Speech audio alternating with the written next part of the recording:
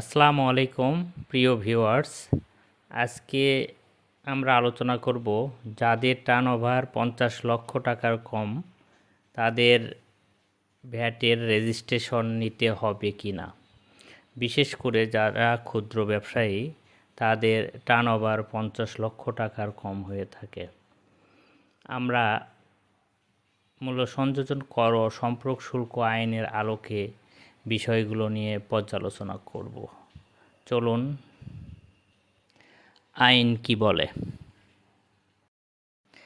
উক্ত আইনের 2য় অধ্যায়ে ধারা 4-এ বলা হয়েছে কোন প্রতিষ্ঠানগুলোকে নিবন্ধন গ্রহণ করতে হবে। ভ্যাট দিতে হবে কি না সে বিষয়টা পরের বিষয়, কিন্তু কোন প্রতিষ্ঠানগুলোকে প্রথমে নিবন্ধন নিতে হবে সেই বিষয়গুলো এখানে আলোকপাত করা হয়েছে। আমি খুব সহজে এই পয়েন্টগুলো বলবো। ধারা 4-এর উপধারা 1-এ যে বিষয়টা বলা হয়েছে যে যদি কোনো ব্যবসায়ী বা উৎপাদনকারীর 12 মাসে তার পণ্যর বিক্রয় 50 লক্ষ টাকার বেশি হয় তাহলে তাকে ভ্যাট নিবন্ধন নিতে হবে। এটা উপধারা 1 ও 1-এর ক খতে এই বিষয়টা বলা হয়েছে। উপধারা 2-এর কতে বলা হয়েছে যদি কোনো ব্যক্তি বা প্রতিষ্ঠান পণ্য প্রস্তুত করে তৈরি করে তাহলে তাকে নিবন্ধন গ্রহণ করতে হবে। অনেক প্রতিষ্ঠান আছে যারা টেন্ডারে অংশগ্রহণ করে তাদেরকে নিবন্ধন গ্রহণ করতে হবে। গতে বলা হয়েছে যারা আমদানি ও রপ্তানি কাজে নিয়োজিত তাদের নিবন্ধন গ্রহণ করতে হবে। এছাড়া ঘতে বলা হয়েছে বোর্ড একটা নির্দিষ্ট ভৌগোলিক এলাকায় নির্দিষ্ট পণ্য সম্পর্কে অনেক সময় এসআরও ও সাধারণ আদেশ জারি করে। সেই আদেশ এর মাধ্যমেই তাদের নিবন্ধন নিতে হবে কি না এই বিষয়গুলো আলোকপাত করে থাকে। আমাদের অনেকে বলে থাকে আমার টার্নওভার 50 লক্ষ টাকার কম, তাহলে আমি নিবন্ধন গ্রহণ করব কি না। এখন এই ধারা 4-এর উপধারা 2-এর আলোকে 2-এর ঘয়ের আলোকে কোনো এসআরও বা সাধারণ আদেশ আছে কি না আমরা সেটা দেখব। দেখে আমরা ডিসিশন নেব যে আমাদের ভ্যাট রেজিস্ট্রেশন নিতে হবে কি না।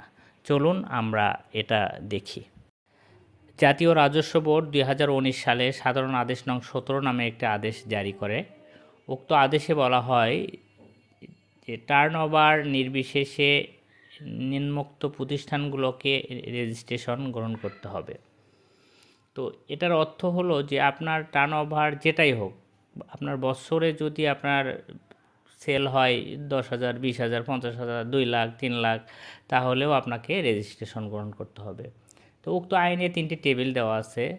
এই টেবিলের প্রথম ক নম্বর টেবিলে বলা হয়েছে উৎপাদনকারী প্রতিষ্ঠান, খ নম্বরে বলা হয়েছে সেবা প্রদানকারী প্রতিষ্ঠান, আর গ নম্বরে যেটা বলা হয়েছে অবস্থান নির্বিশেষে সুপার শপ, শপিং মল ও টেবিল 3-এর কলাম 1-এ উল্লেখিত যে লিস্ট দেওয়া আছে তাদেরকে নিবন্ধন গ্রহণ করতে হবে।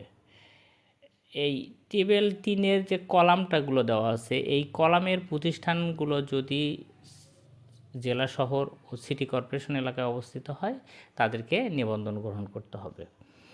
তো আমরা টেবিল 1-এ দেখি। টেবিল 1-এ দেখতেছি বিভিন্ন ধরনের যে পণ্যগুলো বলা হয়েছে, যেমন মিল্ক পণ্য, গ্লুকোজ, চকলেট, নুডলস, আচার, চায়না ক্লে, এই ধরনের প্রতিষ্ঠানগুলোকে তাদের এই লিস্টে যেগুলো আছে আর কি সকলকে নিবন্ধন গ্রহণ করতে হবে। আমি এর আগেই বলেছি আপনার সকল উৎপাদনকারীকেই আসলে রেজিস্ট্রেশন গ্রহণ করতে হবে।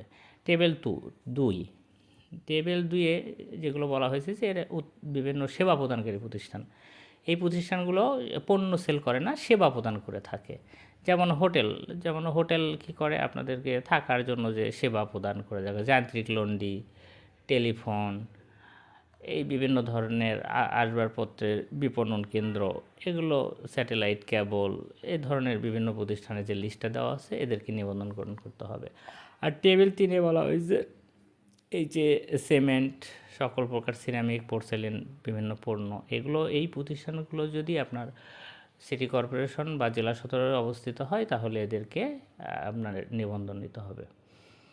এখন এই আগে যে সুপার শপের বিষয়গুলো বলা হলো, সুপার শপ তো আপনারা জানেন যেখানে অনেক ধরনের পণ্য পাওয়া যায় একই সঙ্গে একটি দোকানে, তো সেগুলোকে সুপার শপ বলা হয়। এই দোকানগুলোকে রেজিস্ট্রেশন নিতে হবে। শপিং মল বলতে একটা একই বিল্ডিং বা স্থাপনা বা সীমানার মধ্যে অবস্থিত একাধিক দোকান, রেস্তোরাঁ, সুপার শপ, বিনোদন সুবিধা সম্মিলিত, যেখানে প্রয়োজনীয় জিনিসপত্র কেনাকাটার সুযোগ আছে।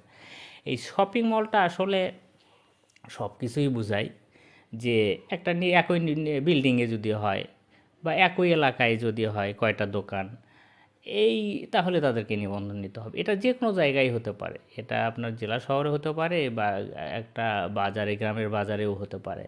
এটা নিয়ে এখানে ওইভাবে বলা হয়েছে যে অবস্থান নির্বিশেষে এই শপিং মল আর সুপার শপের কথাটা বলা হয়েছে।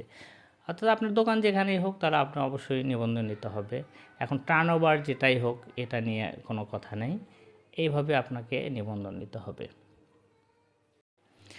আমার পরবর্তী ভিডিও হবে কোন কোন প্রতিষ্ঠানগুলোকে ভ্যাট নিবন্ধন গ্রহণ করতে হবে না বা রেজিস্ট্রেশন নিতে হবে না। আমাদের চ্যানেলটি সাবস্ক্রাইব করে এরকম ভিডিও তৈরিতে উৎসাহিত করুন।